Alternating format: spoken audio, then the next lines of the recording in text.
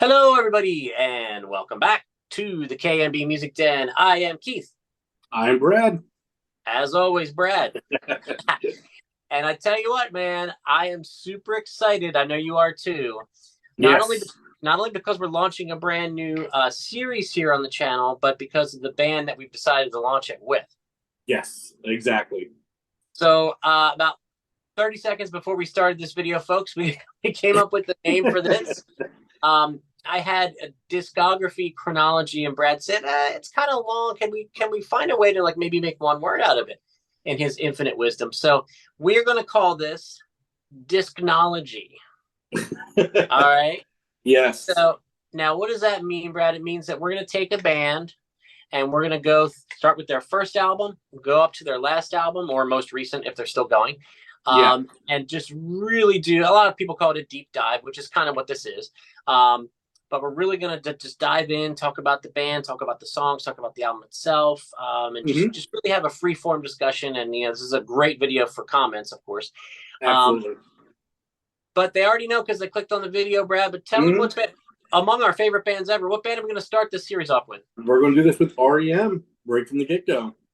Man, just why not, right? And I think it's because of like what you said before we even started filming this. It's becoming our favorite band in a weird way.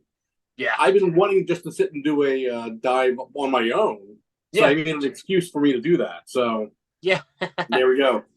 Absolutely, man. Yeah, just diving in on the first album here, which we all know is the infamous debut album, Murmur. Watch, I'm sure I got a glare there, but oh well. But we all know it. We all love it. Yeah, dude. I mean, even just diving in on this one, and this one was particularly interesting for me because I think I casually mentioned this when we did our ranking the albums for R.E.M. Hmm. Check that video out, folks. It's I think it's our best performing video yet. I think it is. Yeah. So, Yeah. um, I had mentioned that I said, and now I kind of regret it and feel like I look like an idiot on that video, but I remember saying that I felt that Murmur was a bit overrated. I don't know. I might end up eating my words by the end of Did this you episode. say that? I don't remember. Did you actually say overrated? I moronically said that. Yeah. Wow. Okay.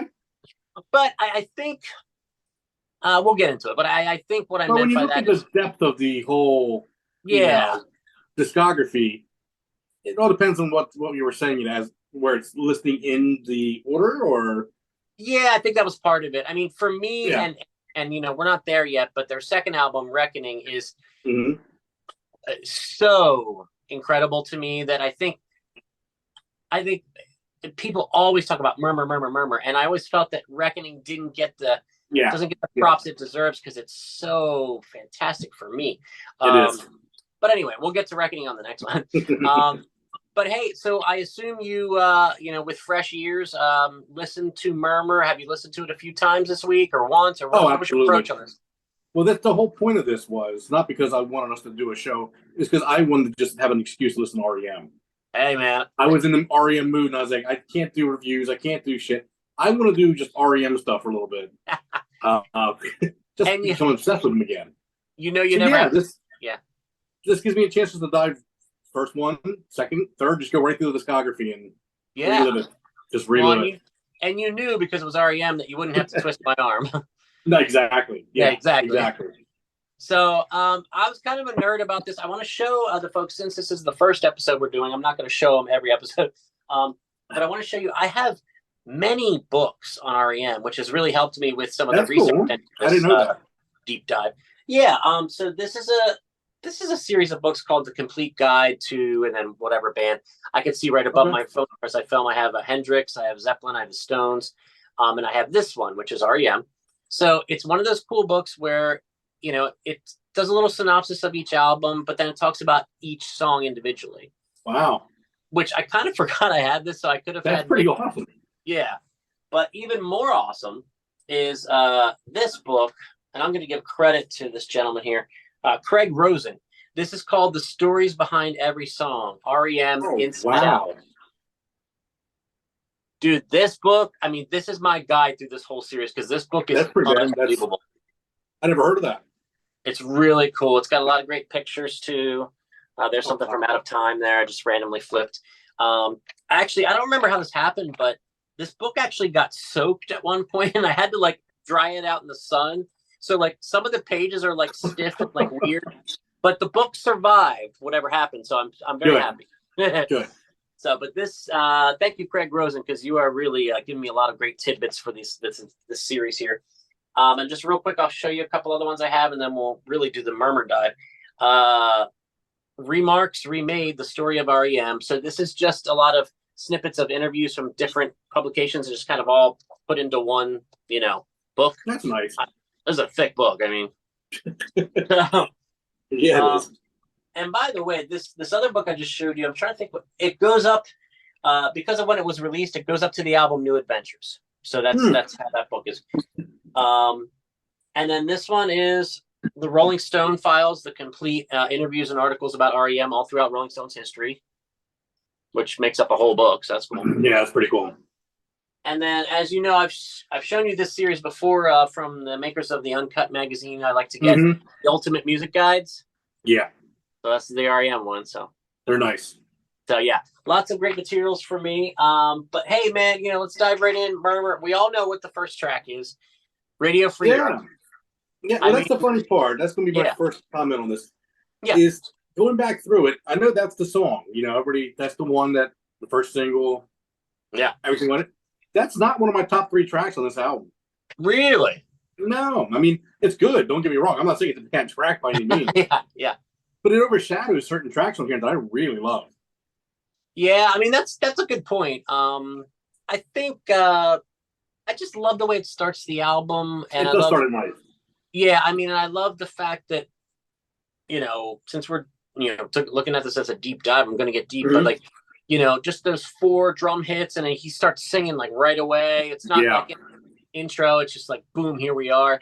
I thought that was really cool. I mean, it's become such a signature, classic song of theirs. Now, are you familiar? There was a version on what they call the Hidtone single. Yes. Yeah. Yep. And that one was actually, believe it or not, because this is kind of an upbeat song, but that was a lot faster and more frantic. Which is crazy, but yeah. Yeah. So, but like I said, it's a perfect choice for an opening track. Now, as we're getting into the album itself, I do want to mention though,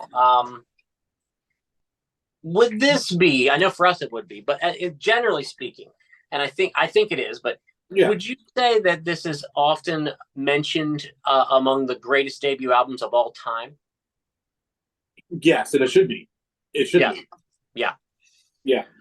Yeah, I agree. I mean, I think I try to think of ones that are also in that conversation that you always hear, like The Doors' self-titled debut. But then another part of why I'm bringing this up is because that first song that just grabs you, like this is the band. I mean, Break On Through by The Doors. Yeah. I mean, it's hard to beat that one, but and there's like, I mean, might sound silly, but I mean, Boston's self-titled debut. I mean, like, well, you're forgetting Definitely Maybe. Well, yeah. Something. By the way, folks, something tells me once we get through all these 15, is it R.E.M. albums? Yeah. Brad's gonna want to do Oasis next. I know. Why wouldn't I? I mean, why wouldn't we? Yeah, I'm. Like I said, you won't have to twist my arm on that one either. Good. All right. Good. But as a general statement on the album, and we're gonna go by song here quickly as we talk. I want to talk generally too, though. But what really hit me over the head big time as I revisited this album? What's that? The musicianship, particularly on the bass of Mike Mills. Bingo. Dude. Bingo. I mean, he was the guy. Like, I hate to say this because Bill Berry's a fantastic drummer, and he became more fantastic as they went along. But if Bill Berry would have been the one to leave the band when Bill did, I'm sorry, if Mike Mills would have been the one to leave instead of Bill Berry, it would have been a much huger blow. Oh, yeah. Been much harder to replace. Yeah. So, but dude, not just the actual parts he's playing in the notes, but the tone. Oh, yeah. That he gets on that bass. It was very, I mean, as far as R.E.M. albums, I don't remember an album where the bass carried songs as much as this one did and had the sound that it did. I agree with you on that. Yes. Yes. And at first I was like, is this just because I've been a bass player for so long that I'm focusing on? But I'm like, nah, I mean, this is for anyone to hear. I mean, this was a point that I was going to bring up to you as well. Yeah. Yeah. Yeah, absolutely. I wanted to make sure I made mention of that because, they were friends, going to college. Hey, let's put a band together, play for beer money, whatever, just for fun, Yeah. But Mills always seemed like the one that was like, this day, I don't mean this as a slight to the other guys, but he was a fully formed musician right from the Chronic Town EP. I mean, so you're saying he was a professional in the room full of kids at the time? Yes. Okay. Yeah. Okay. Now they all caught up. They all cut up real damn quick. Don't get me wrong. But yeah, I mean, I've always admired him because, as you know, I've been a bass player for a long time. But the fact that he plays piano and other instruments, he plays guitar very well. And his harmony vocals are a huge part of R.E.M. for me. So he's just that Swiss Army knife that this band would not be the same without. Well, that's what I was going to ask you. I mean, I think our watchers know I'm not a musician. I mean, I can play guitar slightly, but you definitely know more of the nuances of it. And I was curious why on this album it stood out so much more to me, whether it was the tone, whether it was a certain amp or a certain sound or a certain effect he was using that really brought him out of the mix more than I've heard him on the other albums, Yeah, it's I don't know if it was a conscious decision to put him up front of it or because he is so musically gifted. Was he involved more in the mix because he had that experience that the other guys didn't? I believe, and did. Was it maybe, the joke is always, even in a live setting with a band, it's like the singer always says, I need to hear more vocals, and the guitar player always says, I need to hear more guitar, et cetera, et cetera. So I don't know if that was part of it. The two producers of this album, as you know, Mitch Easter and Don Dixon. Yeah. I think that was probably their call, and I think they said, "Hey, listen to this shit." I think they just wanted to have something to do with that whole professional in a room full of kids, where he was. That's my guess. Kind of holding it together early on. I mean, yeah, that's my guess. Yeah. So, I mean, it definitely stands out. I mean, it's definitely noticeable. Yeah, and like I said, not just the performance, which is fantastic, but the tone is just man. And that's production, that's engineering, that's maybe he had a lot to do with that and just had a certain amp and a certain tone he liked, and they just put a mic in front of it. I mean, I don't know, I wasn't there, but yeah, he seems like a real smart guy. In so many ways for this band. But yeah, so back to the album. The second song, Pilgrimage. This was actually the first demo for the album with Easter and Dixon.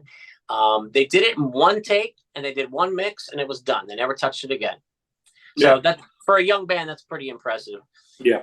But yeah, I think it's a good song. To well, come this is my favorite song on the album. Really? Yeah, I love this and Laughing back to back, track 2 and 3. I really enjoy. Oh yeah. Yeah. Yeah. Well, and you're right to bring that up. Then that everybody talks about Radio Free Europe, and then you're sitting there going, "Man, track 2 and 3." Boom. Yeah. I mean, you get Radio Free Europe, fantastic, but then 2 and 3 just follow it up beautifully.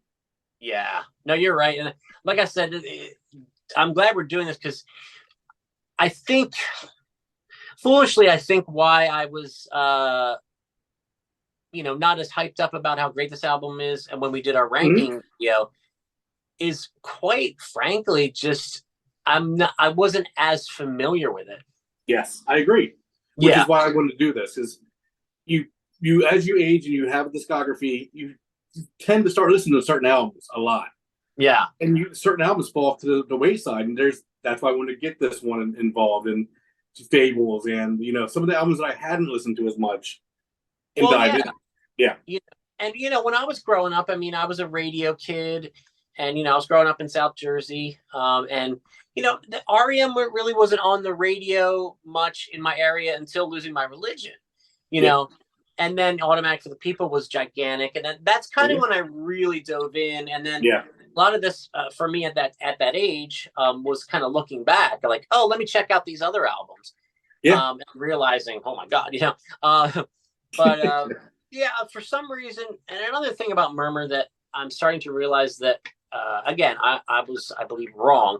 I always felt that there weren't enough songs on it that stuck with me that I remembered.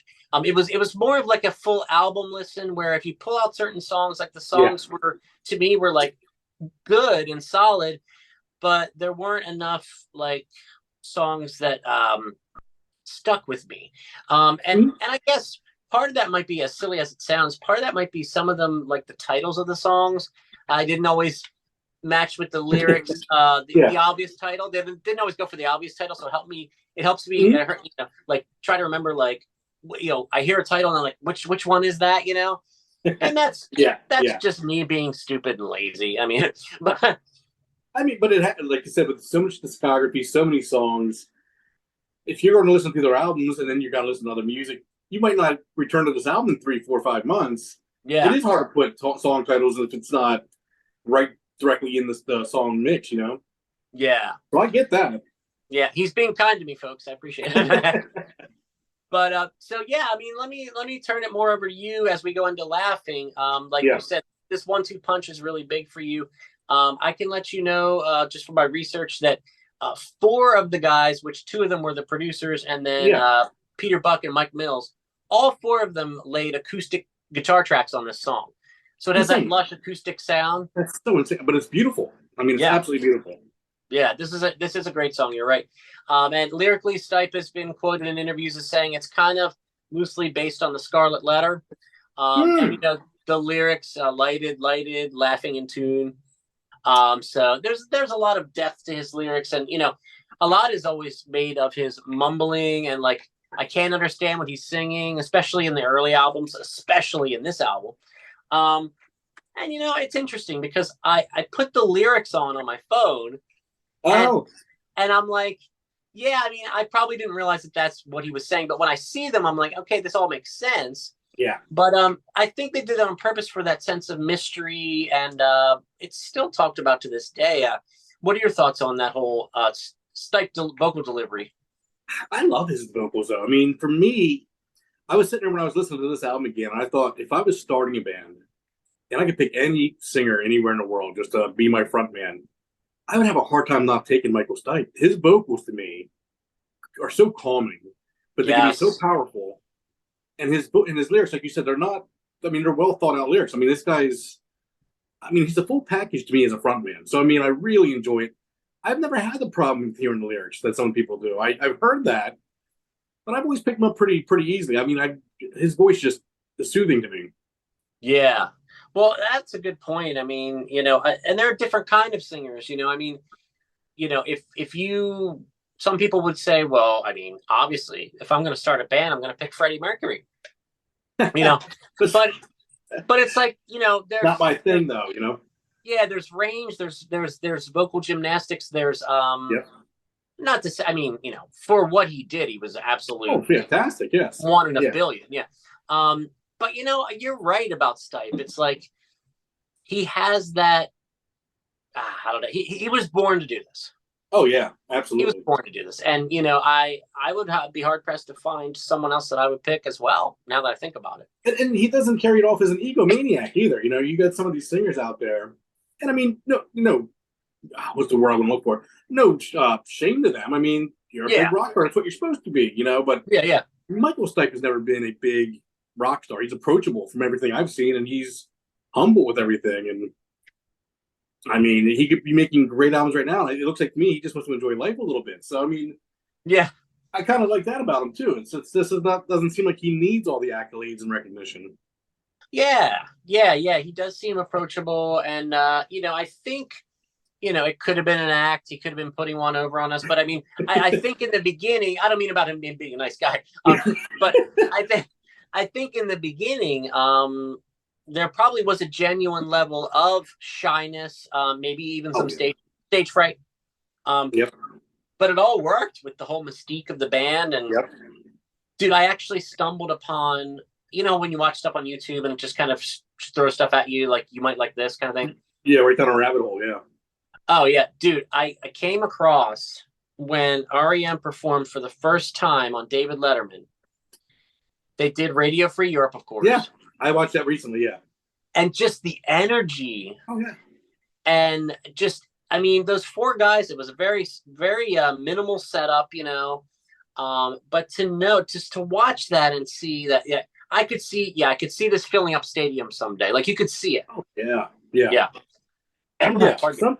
Some bands just have it. I mean, it's Yes. you go from a college radio band where there's you're the darlings of the universities being played in the college radio to, I mean, look at where you're at 15 albums later. But Yeah. Yeah. the songs No, good for it's themselves. yeah. And again, this has been so much fun to, particularly with this one where I feel like I didn't quite give it the attention it deserved. So next up is Talk About the Passion. One of my Mhm. standouts on the album for sure.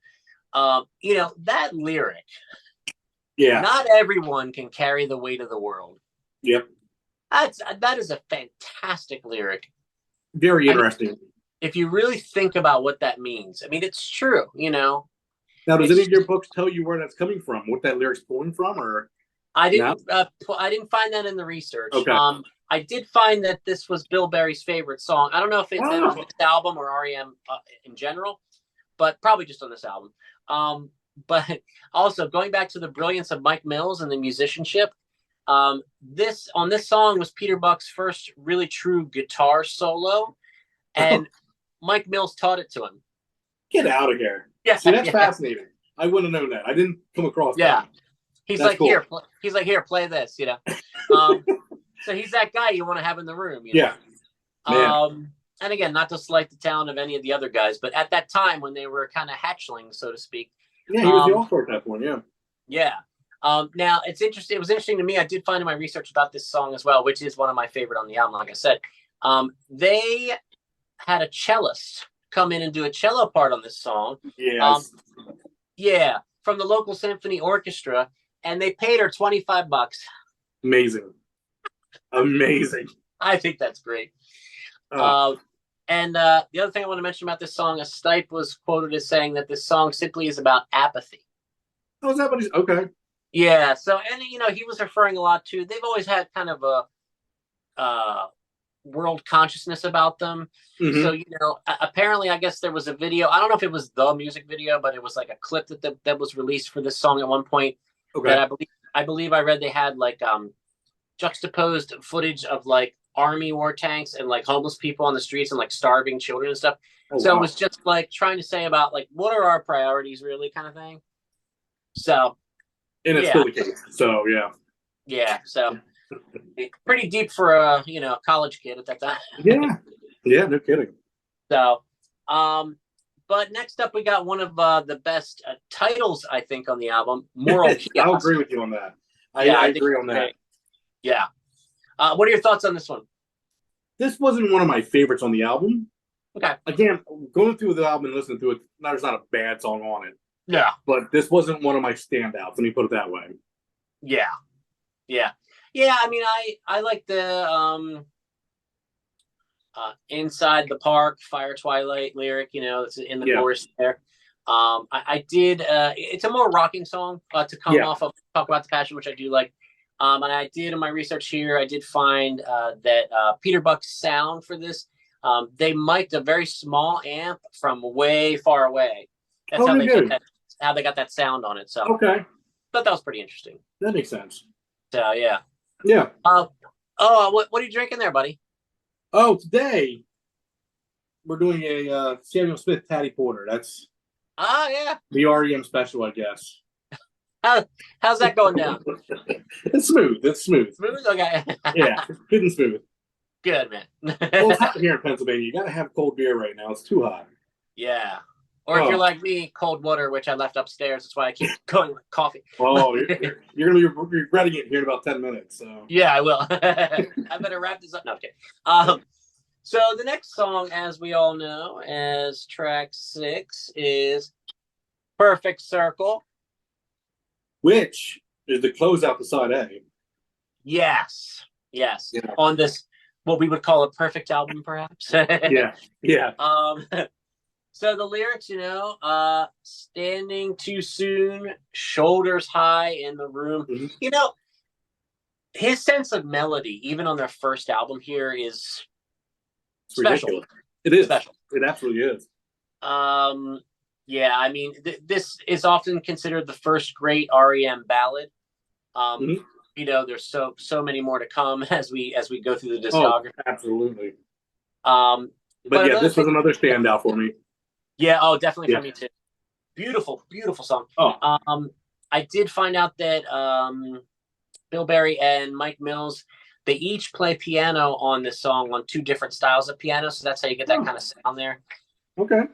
So yeah, definitely one of my standouts on this album, no doubt. Yeah. So I guess we're flipping over to side B here, We're as going you to side B. so it's time for the catapult. It is. Now So yeah, this is not the Counting Crows version. This is no, yeah, yeah. uh So yeah, I mean, lyrics I pulled out. Ooh, we were little boys. Ooh, we were little girls. Did we miss anything? And then the chorus, catapult, mhm. catapult. Yep. Now this is a song. I wanted to mention this as a general thing about the album too. This was the song that they did a demo with the producer Stephen Hague. Okay. Now the band was steered in the direction of Stephen Hague by RES Records, IRS, RES, IRS, yeah. REM, yeah, Yeah. IRS Records. And later Hague went on to have success with bands like OMD, New Order, and Human League, like those '80s synth pop Oh bands. yeah. So they were kind of steering him in the direction of wanting to, kind of make it a little more poppy, a little more sleek, a little Sure. more produced. And the style that Hague incorporated was, all right, let's do 50 takes of this song, Catapult. And I'm gonna do my studio wizardry magic, and I'm gonna pull the Piece it, second yeah. chorus out of the 23rd take, and I'm gonna pull the bridge out of the 16th take, because that was the Oh, best man. one. Yeah. And it drove the band absolutely insane. Oh, I imagine. So they were like, no, we're not recording this way. So that was exit for Mr. Hague. And Yeah. that's how they ended up with Mitch Easter and Don Dixon. So I thought that was kind of interesting. But the song is a solid song on the album. But the band, when they were interviewed, they still, just because of that maybe PTSD from that experience. That's a bad taste. Yeah, they were like, Catapult's okay. It's kind of was Yeah. always their take on it. So that's kind of interesting how that Yeah, affected. he ruined it for him. Yeah. Yeah, exactly. So, but it's interesting. I mean, gosh, it would have been a totally different album if they stayed with Hague, and I'm sure we wouldn't be sitting here talking about it. Not as much. No, I mean, Yeah. It's R.E.M, so I'm sure it wouldn't have been bad. But no, I'm glad that it went the direction it did. Yeah, yeah. So there was some sort of magic happening there with the Easter and the band. So, yeah. So we move on to the next song, "Sitting Still." I pulled out some lyrics here. A waste of time, sitting still. I can hear you, etc., etc. You may know this was actually the B-side to the Hip Tone single for Radio Free Europe. I did not know that. I didn't until I read it. But okay. I was like, man, shame on me. Yeah. I'm coming across like, those game show hosts are like, oh no, sorry. You The answer should've, actually yeah. was, because I'm sitting here looking at it. But they interesting thing with this one, the reason I mentioned that is because with Radio Free Europe, they completely re-recorded it from the ground up, obviously. Mhm. With Sitting Still here, they actually took that same recording and just slowed it down a bit and remixed it. And they said that Mills redid his bass line. But other than that, they kept what they already had as a demo. So, well, okay. That's interesting, yeah. So, what are your thoughts on this one as far as like, I know you said you have a few favorites that stand out. Is this more of kind of like an album cut for you? Which, the Sitting Still? Yeah. That one I like. That one, again, I didn't rank them or anything. There was just certain songs that I made mental note, like I really want to point out how much this one I like. Sitting Still was in the middle of the pack for me. It was a good song. Yeah. Okay. Now, I am fascinated because you dig into these lyrics and the meanings and stuff, which I knew you were going to. So I kind of shied away from that part of it a little bit. Yeah. I'm curious about this next track. Okay. 9-9. What is going on here with this? 9-9. Well, let me see. I don't know if I got too much for you on this one as far now, as... is that how it is said? 9-9 or 9-9 or... 9-9. I mean, I always say, but... but I mean, now the lyrics I pointed out, or that I pulled out, I should say, are...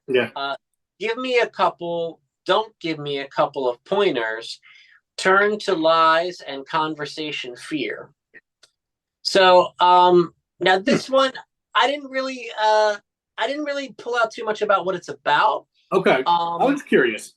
Yeah, and actually, I said that it's kind of different than all the other songs on the album because of just kind of the feel of it.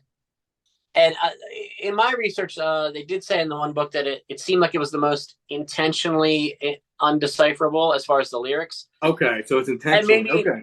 yeah. So let me just bear with me a moment. If you have anything else to say about 9/9, it sounds like it intrigued you because I'm quickly looking at this other book that I forgot I had. Oh, there's very little written on here.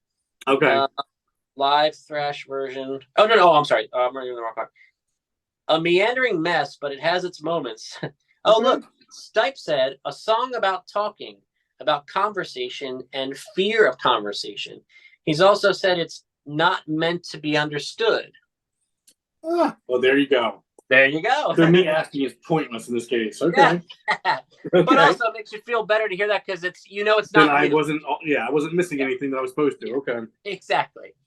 So hey, that the mumbling mess works on this. Perfect. So yeah, but it's it does definitely have a different musically. It has a different feel. Mm-hmm. It kind of sticks out a bit from the It's rest. an outlier. It definitely has a different, like you said, it stands out in a weird way on this album. So I was curious. Yeah. So 9-9, I guess we'll call it. Yeah, why not? So not meant to be understood. So that being said, we'll move right on to Shaking Through. Shaking Through, opportune. I love how they drag that out, opportune. Yep. Oddly enough, my research turned up that if anyone cares, it's the second longest song on the album. Oh. Talk About the Passion is the longest, if you wanted to know. Okay. But it's got a catchy guitar part, and oddly enough, I did find out also that in interviews, the two producers, Easter and Dixon, said that of all the songs that he said, they said that these guys could just, pump out songs like it was nothing. Yeah. And they felt this one was like, okay. They were never really big fans of it. Who, the band or the producers? No, the two producers, yeah. Wow. Okay. But, it made it on the album. So I like this song a lot. That's why I was a little shocked to hear that. Yeah. Okay. Yeah, I don't know what makes them. I don't know why they felt that way, but that's bizarre. Okay. Yeah. So we're coming down to the finish line here, buddy. Man, 2 left. Oh, We Walk. Tell me about that one. That's a fantastic track. Yeah. Fantastic track. I mean, dude, that up the stairs to the landing, up the stairs to the hall. I mean, that gets stuck in my head so much. Like, wow, that is a. It almost has like a nursery rhyme. Exactly what I wrote. Yeah. Okay.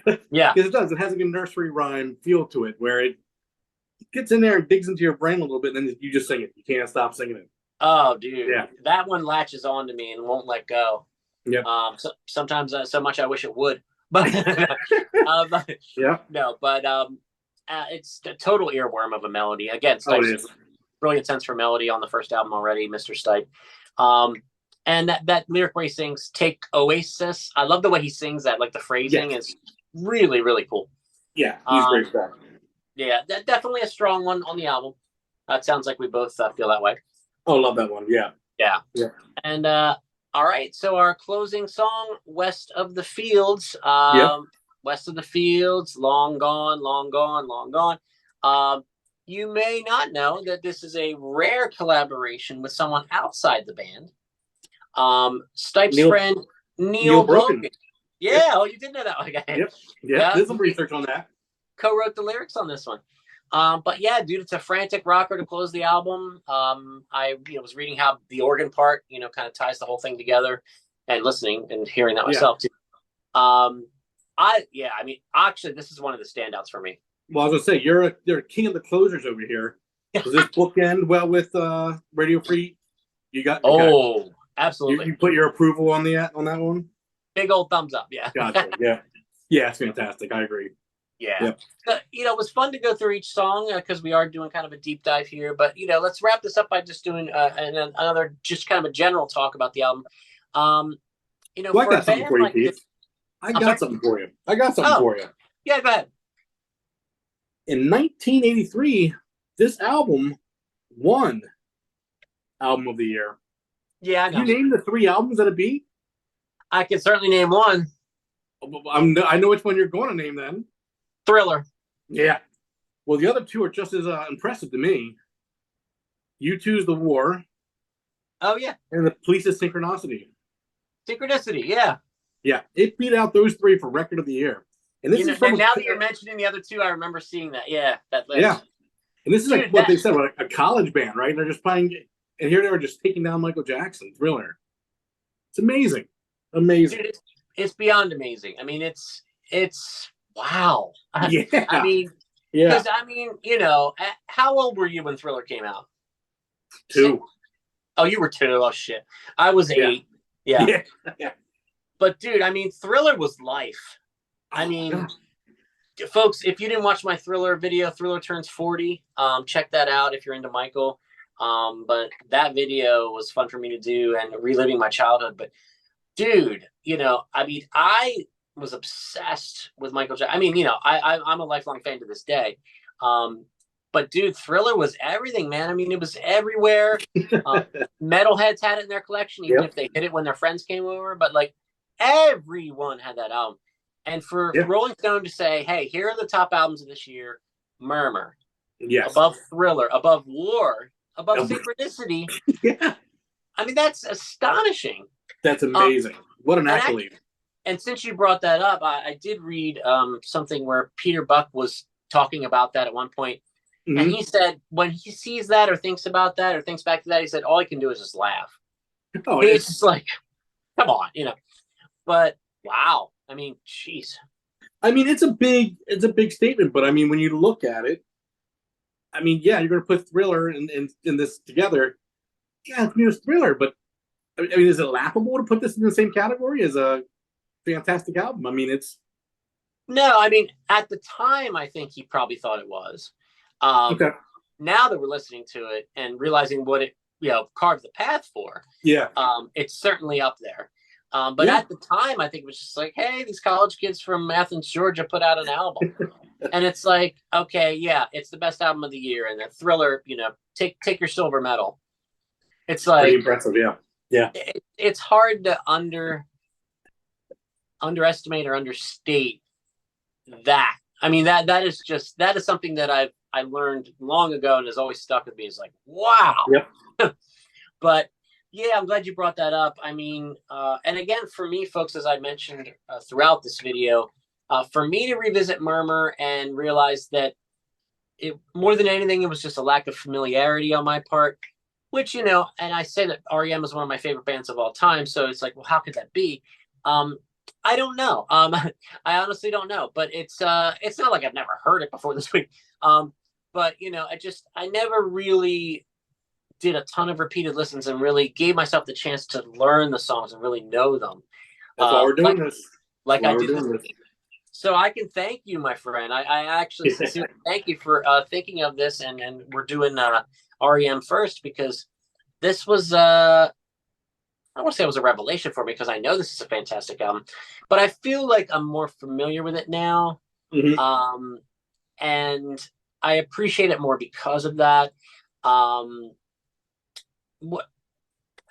When you think of Murmur, not even necessarily in the context of all the rest of their discography, but just when you think of Murmur in general, you see the cover, you think of the songs, like what kind of feeling do you get? Like what do you think? Like, yeah, I mean, well, that's funny you mentioned the cover because I was going to bring up to you as well. I'm the album cover guy.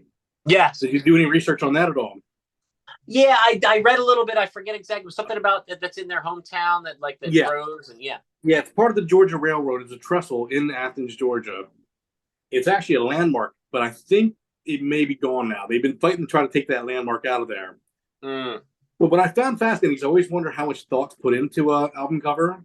Yeah. All those weeds you're seeing are called kudzu or kudzu. I don't know exactly what the pronunciation is. Yeah, I saw that, yeah. But it's basically known locally as the vine that ate the South because it grows so fast and overtakes things. So I was just curious if there was any kind of thought that went into the album cover, or if it was just, hey, that's a cool picture. I'm always curious about that. So exactly, yeah. Yeah. Yeah, and the back cover, I'm familiar with it. I never thought to think what that really is, but I think that's part of the bridge, ain't it? Yeah, The I whole think that, Georgia Railroad. yeah. I mean, yeah, that's what it looks like to me. Yeah, Yeah. which makes sense with what you just said. Um, and I, while we're talking about artwork and everything, and really dissecting this album, um, and I'm going to try to maybe put this as the thumbnail for this video because I think this picture on the inside of the guys at this young age is really, really, really freaking cool. Oh, that is cool. Oh, man, that's amazing. Yeah. I So haven't seen that in a while. Look at Michael. Jeez. yeah, I'm gonna use that as the thumbnail for this video. Yeah. So now, what did we accept? Discnology, right? DISCNOLOGY. Yep. Discnology. I like that. Yeah. Yep. So, as you know, folks, we're starting a new series here called Discnology. We're starting with R.E.M, and that's our very first episode. I have a feeling this is going to be something we're going to be doing for a bunch of different bands, and it's going to go on for years. It's fun, yeah. We really, just so you know, folks at home too, they're watching. Of course, please, put your thoughts, your comments on this album, R.E.M in general. What you think of this concept, what you think of the name. But I do want to mention that we want to give each album the time it deserves. So we're going to put these out once a week. Mhm. So, we could blast through R.E.M in a month and put one out every other day, but no, we really want to the whole point of this is to just marinate in each album for a week, really learn the album. Yeah, exactly.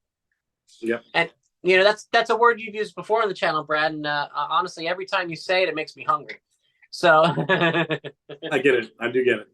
I'm gonna go marinate some dinner. But hey, man, you always come up with fantastic ideas for the channel. And this, like we said before we started filming this, we were just sitting here saying, "Gosh, are they our favorite band ever?" I mean, they could be. Let's good after we're doing this, and then reevaluating it might be, yeah. Even more of a favorite to you than Oasis, Brad? Man, I don't know if it's gonna be. That's tough. That's tough. Oasis, but if both bands went on a reunion tour, I'd have a hard time deciding where to put my money. It'd be tough. Yeah. Have to save up a lot of cash. I absolutely love Oasis. I think they're freaking amazing. Mm-hmm. But it's not a hard call for me. I mean, I know it wouldn't be for you. Yeah. Yeah. Yep. So I don't know why, but so I guess we'll find out why as we keep going here. So exactly, yeah. Next week, I guess we're looking at Reckoning. That's what's happening. Yeah, among my favorites. I'll give a spoiler right now. Among my favorite R.E.M albums. I'm gonna be more than happy to listen to that one several times. Yeah, I mean, now once we're done with all 15, should we do a re-ranking of all 15 albums? You know what? Because it would probably change. You think it would? I think maybe we should do a redux. Yeah. Yeah, exactly. I think we should. I think that will be fun. All right. Yeah. All right, folks. Well, thanks for these videos are going to be a little bit longer, so the folks that really like to dive into stuff, and especially R.E.M fans, thanks for sticking with us here as we prattle on and rave and drool about this band. Yeah. But we've done enough for tonight. So for Brad, I am Keith. This is the KMB Music Den. Please, R.E.M fans especially, like this video, share it on social media, subscribe to the channel if you haven't already, and smash the bell for notifications. We will see you with tons of other content. Always great new albums coming out. Always our Ryan Adams stuff going on that we'll talk about. But our focus for now, for a little while here, is on R.E.M. So next week or early next week, you'll be getting episode 2 of this Discnology, which will be the album Reckoning. So we look forward. And you guys can follow along. If you start doing this, listen to Reckoning all week yourselves. Exactly. So on, really dig into it. Exactly. Exactly. That's pretty much the point. So very good. Very good. Thanks for mentioning that, buddy. So, all right. We'll see you guys soon and listen to some R.E.M. We'll talk to you soon.